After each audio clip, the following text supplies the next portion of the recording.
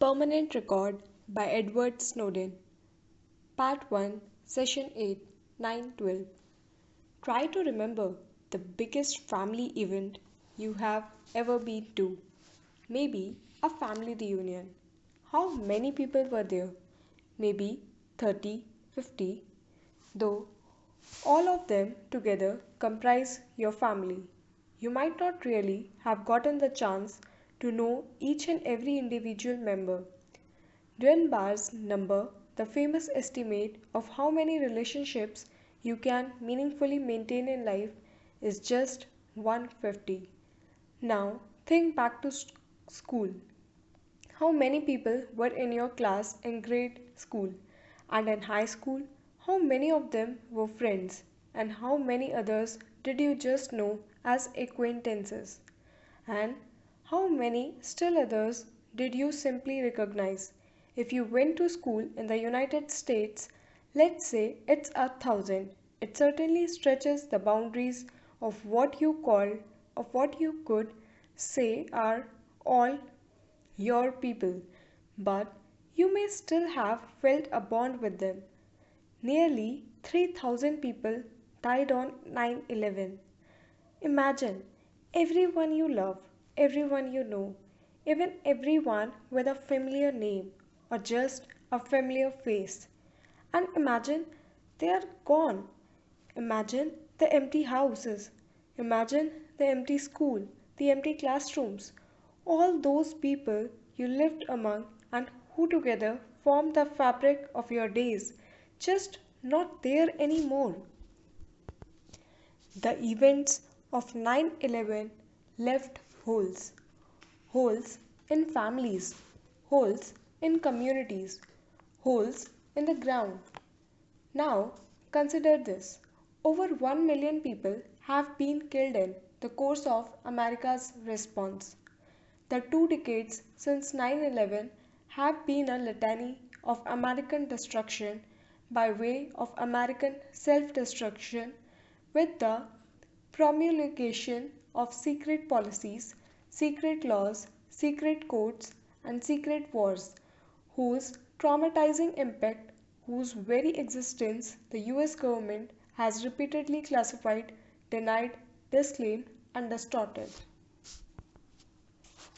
After having spent roughly half that period as an employee of the American intelligence community and roughly the other half in exile, I know better than most how often the agencies get things wrong.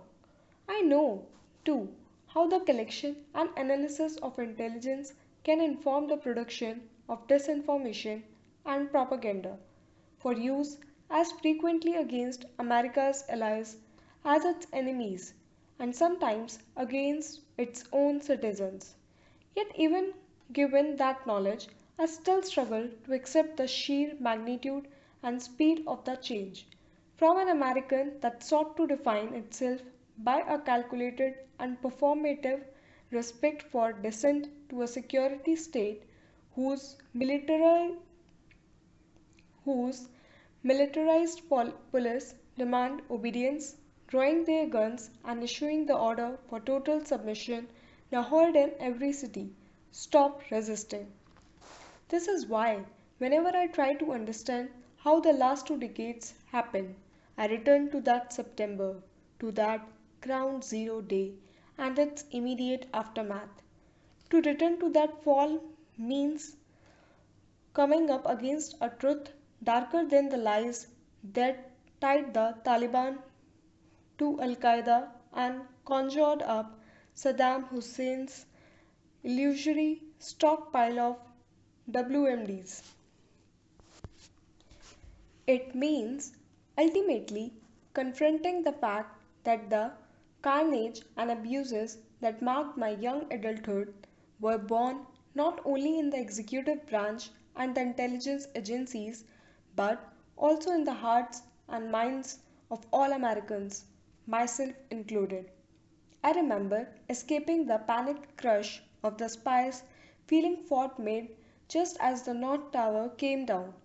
Once on the highway, I tried to steer with one hand while pressing buttons with the other, calling family indiscriminately and never getting through. Finally, I managed to get in touch with my mother, who at this point in her career had left the NSA and was working as a clerk for the federal courts in Baltimore. They, at least, were not evacuating. Her voice scared me, and suddenly the only thing in the world that mattered to me was reassuring her it's okay. I'm headed off base, I said. Nobody's in the New York, right? I don't know. I can't get in touch with Gran. Is Pop in Washington? He could be in Pentagon for all I know. The breath went out of me. By, 20, by 2001, Pop had retired from the Coast Guard and was now a senior official in the FBI, serving as one of the heads of its aviation section. This meant that he spent plenty of time in plenty of federal buildings throughout DC and its environs. Before I could summon any words of comfort, my mother spoke again. There's someone on the other line. It might be Gran. I have got to go. When she didn't call me back, I tried her number endlessly but couldn't get through. So I went home to wait, sitting in front of the blaring TV while I kept reloading news sites. The new cable modem we had was quickly proving more resilient than all of the telecom satellites and cell towers which were failing across the country.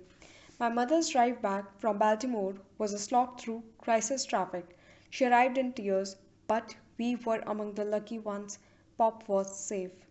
The next time we saw Gran and Pop, there was a lot of talk about Christmas plans, about New Year plans, but the Pentagon and the towers were never mentioned. My father, my contrast, vividly recounted his 9/11 to me. He was at Coast Guard headquarters when the towers were hit, and he and three of his fellow officers left their offices in the Operations Directorate to find a conference room which with a screen so they could watch the news coverage. A young officer rushed past them down the hall and said, "They just bombed the Pentagon."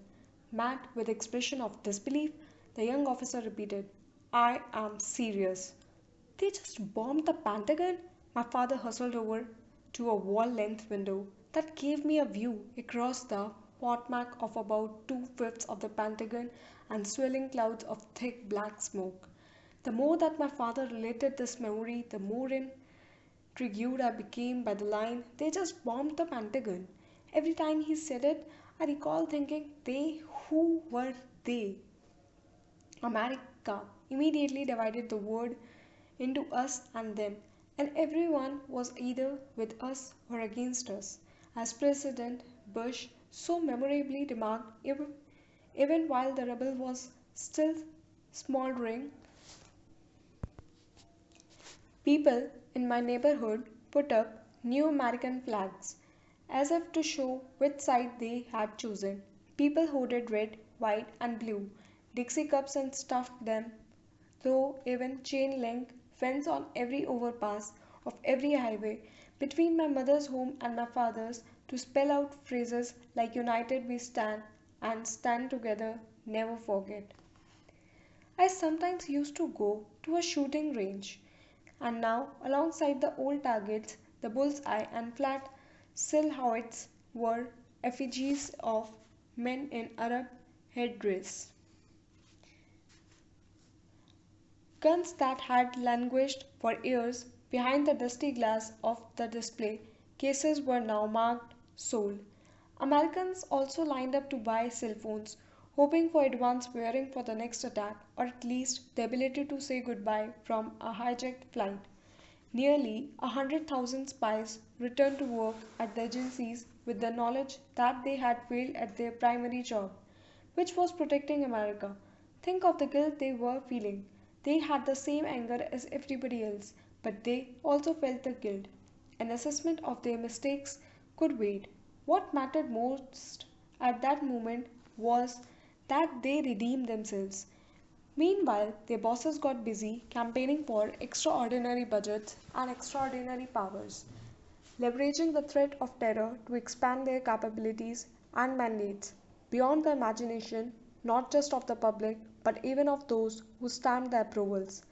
September 12th was the first day of a new era, which America faced with a unified resolve, strengthened by a revived sense of patriotism and the goodwill and sympathy of the world.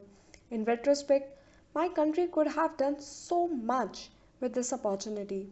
It could have treated terror not as the theological phenomena it purported to be, but as a crime it was. It could have used this rare moment of solidarity to reinforce the democratic values and cultivate resilience in the now connected global public. Instead, it went to war. The greatest regret of my life is my reflexive, unquestioning support for that decision. I was outraged. Yes, but that was only the beginning of a process in which my heart completely defeated my rational judgment. I accepted all the claims related by the media as facts, and I repeated them as if I were being paid for it. I wanted to be a liberator. I wanted to free the oppressed. I embraced the truth constructed for the good of the state, which, in my passion, I confused with the good of the country. It was as if whatever individual politics I had developed had crashed. The anti institutional hacker ethos instilled in me online and the apolitical patriotism I had inherited from my parents both wiped from my system, and I had been rebooted as a willing vehicle of vengeance. The sharpest part of the humiliation comes from acknowledging how easy this transformation was and how readily I welcomed it. I wanted, I think, to be part of something. Prior to 9/11, I had been ambivalent. I had been ambivalent about serving because it had seemed pointless or just boring. Everyone I knew who had served had done so in the post Cold War world order between the fall of the Berlin Wall and the attacks of 2001. In that span, which coincided with my youth, America lacked for enemies. The country I grew up in was the sole global superpower, and everything seemed, at least to me, or to people like me, prosperous and settled. They weren't no new frontiers to conquer or great civic problems to solve, except online. The attacks of 9/11 changed all that. Now, finally, there was a fight. My options dismayed me. However, I thought I could best serve my country behind a terminal. But a normal IT job seemed too comfortable and safe for this new world of asymmetrical conflict. I hoped I could do something like in movies or on TV, those hacker versus hacker scenes with walls of virus warning, blinking lights, tracking enemies, and thwarting their schemes. Unfortunately for me, the primary agencies that did that, the NSA, the CIA, had their hiring requirements written a half century ago and often rigidly required a traditional college degree, meaning that though the tech industry considered my AACC credits and MCAC certification acceptable, the government wouldn't. The more I read around online, however, the more I realized that the post 9/11 word was a word of exceptions. The agencies were growing so much and so quickly, especially on the technical side, that they would sometime waive the degree requirement for military veterans. It's then that I decided to join up. You might be thinking that my decision made sense or was inevitable given my family's record of service, but it didn't and it wasn't. By enlisting, I was as much rebelling against that well established legacy as I was conforming to it. Because after talking to recruiters from every branch, I decided to join the army, whose leadership some in my Coast Guard family had always considered the crazy uncles of the US military. When I told my mother, she cried for days. I knew better than to tell my father, who had already made it very clear during hypothetical discussions that I would be wasting my technical talents there. I was 20 years old. I knew what I was doing. The day I left, I wrote my father a letter, handwritten, not typed, that explained my decision and slipped it under the front door of his apartment. It closed with a statement that still makes me wince. I'm sorry, Dad, I wrote, but this is vital for my personal growth.